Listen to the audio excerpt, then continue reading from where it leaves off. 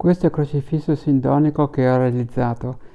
Come vedremo in questa breve spiegazione, è diverso dal crocifisso classico o dalle forme con cui viene rappresentato solitamente.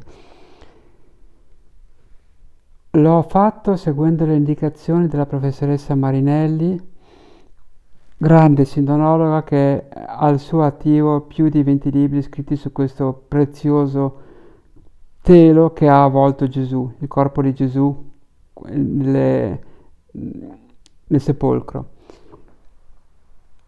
E allora la professoressa ci mandava gli audio o le descrizioni su quello che dovevo realizzare, sulle indicazioni che che riusciamo a leggere dal panno della sindone e io attraverso, con l'aiuto di mia moglie che mi cercava di spiegare esattamente i particolari che la professoressa voleva che realizzassi, io modellavo il corpo e finché sono arrivato a ottenere questo risultato. Allora, se partiamo dall'alto, vediamo, intanto faccio notare la croce, che si tratta di una croce in ciliegio, con del bitume sopra, in modo tale che il colore del corpo stacchi dal colore della croce. Il corpo è in bronzo, è alto 34 centimetri. Faccio notare dall'alto la tavola sopra la testa di Gesù.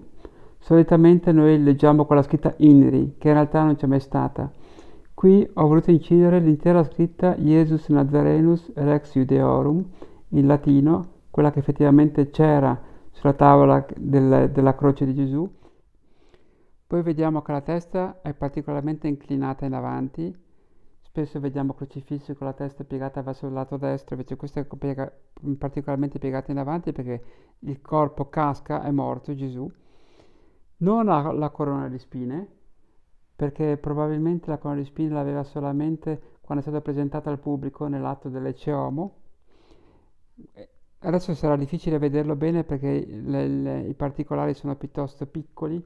Allora, se guardiamo il volto, ha un solo lembo di barba, i rabbi ne avevano due, quindi anche Gesù ne aveva due, uno le è stato strappato, poi ha il naso piegato perché il setto nasale rotto, ha il segno di un bastone, di un colpo di bastone sullo zigomo destro, l'occhio destro gonfio come quello di un pugile e sulla fronte un rigo di sangue a forma di 3.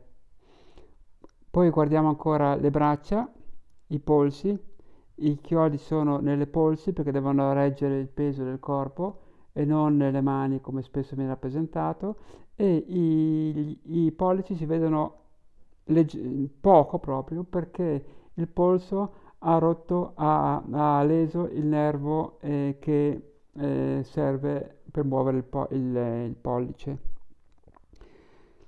Poi abbiamo il segno sul costato e la piaga del costato. Scendendo abbiamo il panno intorno alla vita di dimensioni piuttosto ridotte. Non c'è tutto quanto quel panno svolazzante che spesso si vede nei vari crocifissi, ma di dimensioni piuttosto contenute. Le gambe sono molto flesse, piegate, perché i piedi sono inchiodati direttamente alla croce. E poi abbiamo sul ginocchio sinistro una piaga.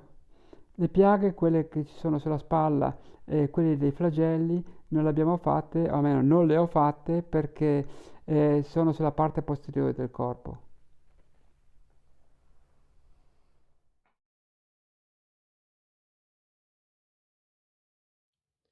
Il crocifisso sindonico del maestro Andrea Bianco si ispira alla Sindone, il celebre lenzuolo conservato nella cattedrale di Torino.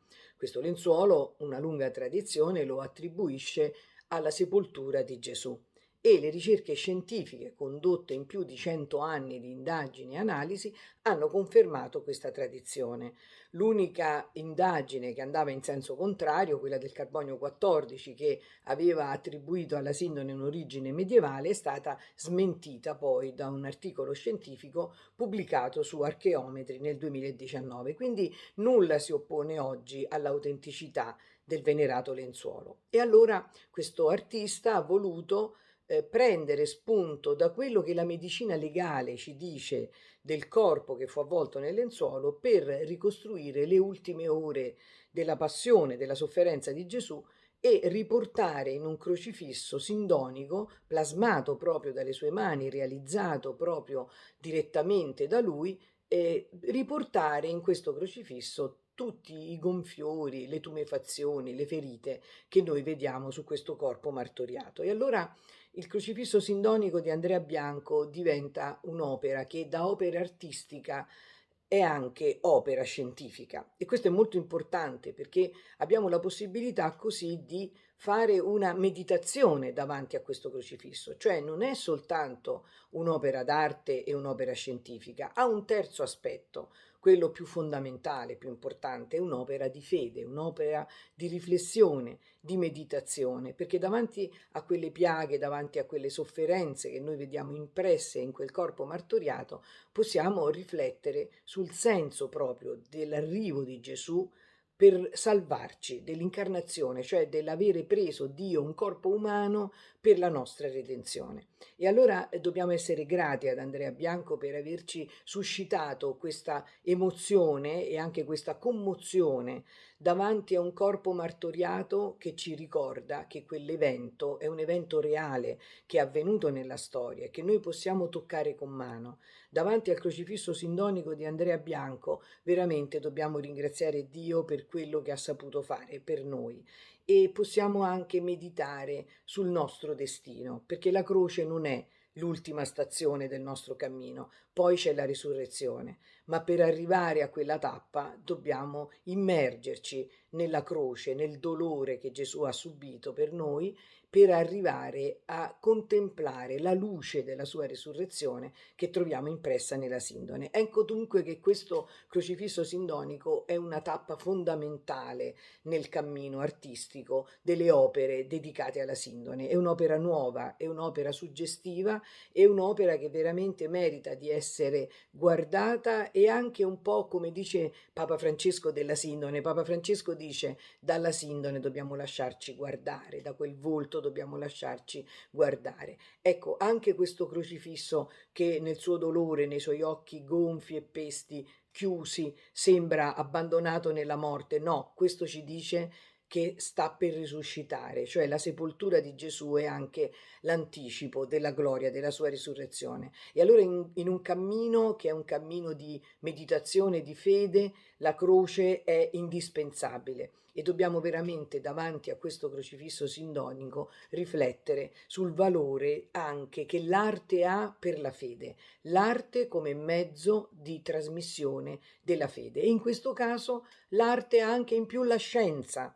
Quindi scienza e fede non sono nemiche, anzi collaborano insieme in un unico progetto e il crocifisso sindonico che Andrea Bianco ci dona è un'opera di arte, scienza e fede e per questo è un'opera davvero unica.